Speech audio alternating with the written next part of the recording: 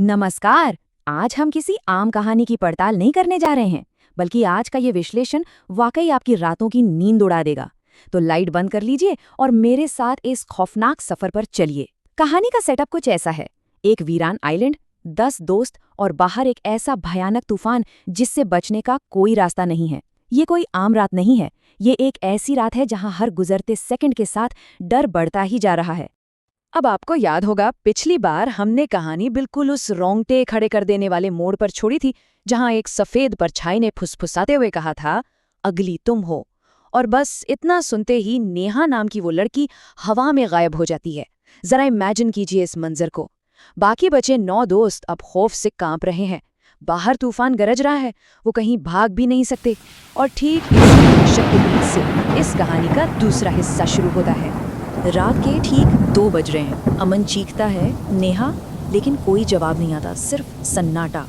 और फिर अचानक छन छन छन घुंघरुओं की आवाज़। सोचिए, एक सुनसान बंगले में आधी रात को घुंघरुओं की आवाज़ आ रही है। डर के मारे सबकी हालत ख़राब है, लेकिन वो आवाज़ उन्हें ऊपर की तरफ खींच रही है।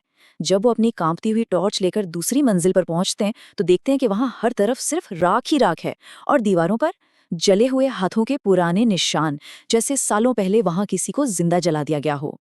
अब हम कहानी के अगले हिस्से की तरफ बढ़ते हैं। शापित आईना। तो होता क्या है, तानिया की नज़र एक कमरे पर पड़ती है। वो कमरा बिल्कुल खाली है, सिवाय एक बहुत बड़े पुराने से आईने के। लेकिन उस आईने पर जो था, वो खून जमा देने वाला था। शीशे के ऊपर खून से लिखा था, उसका चेहरा मत देखना। अब कोई भी नॉर्मल इंसान तो ये चेतावनी पढ़कर ही वहां से भाग लेगा, राइट?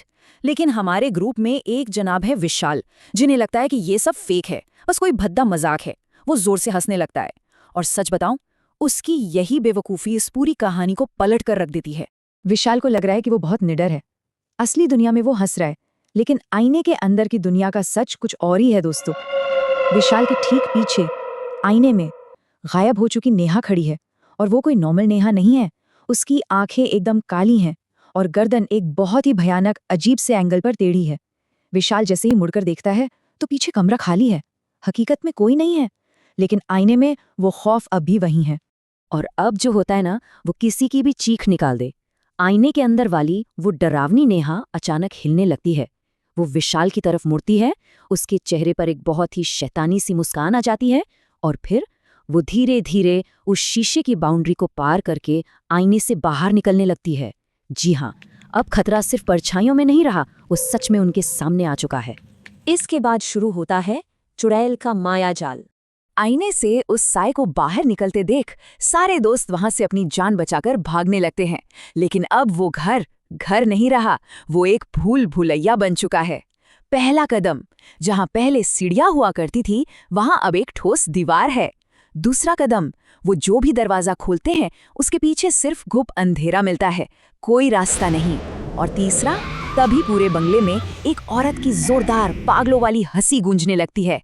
बचने का हर एक रास्ता अब गायब हो चुका था। और तभी ठीक उनके सामने छत से कुछ नीचे गिरता है, एक लाश, वो भी उल्टी लटकती हुई।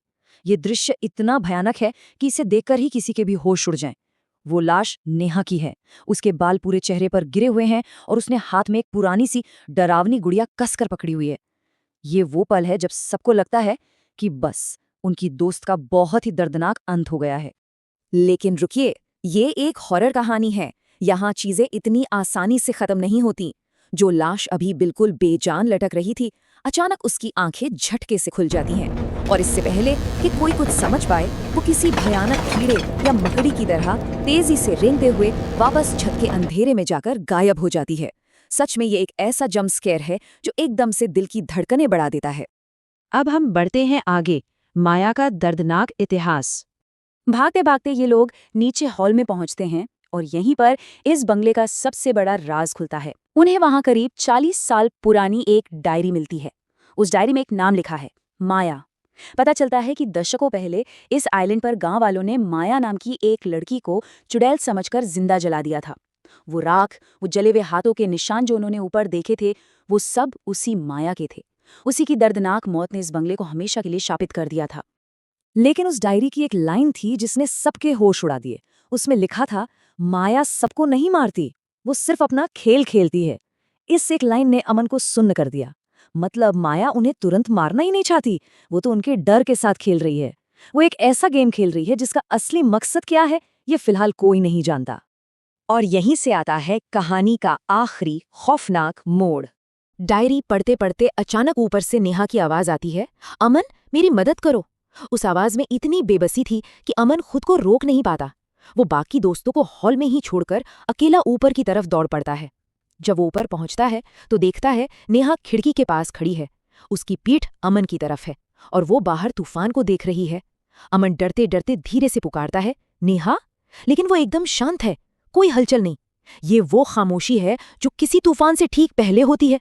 और फिर वो धीरे धीरे पलटती है। उसका चेहरा अब वो नहीं रहा दोस्तों, आधा चेहरा तो नेहा का ही है, वही जाना पहचाना रूप, लेकिन बाकी का आधा हिस्सा वो बुरी तरह जल चुका है, आग से झुलसा हुआ, बिल्कुल भयानक मांस। ये सीधा उसी इतिहास की तरफ इशारा कर रहा था जहां माया को जिंदा जलाया गया था। अब ये साफ था कि नेहा के शरीर पर माया का पूरी तरह से कब्जा हो चुका है। लेकिन सबसे बड़ा खौफ तो तब आता है जब वो बोलना शुरू करती है।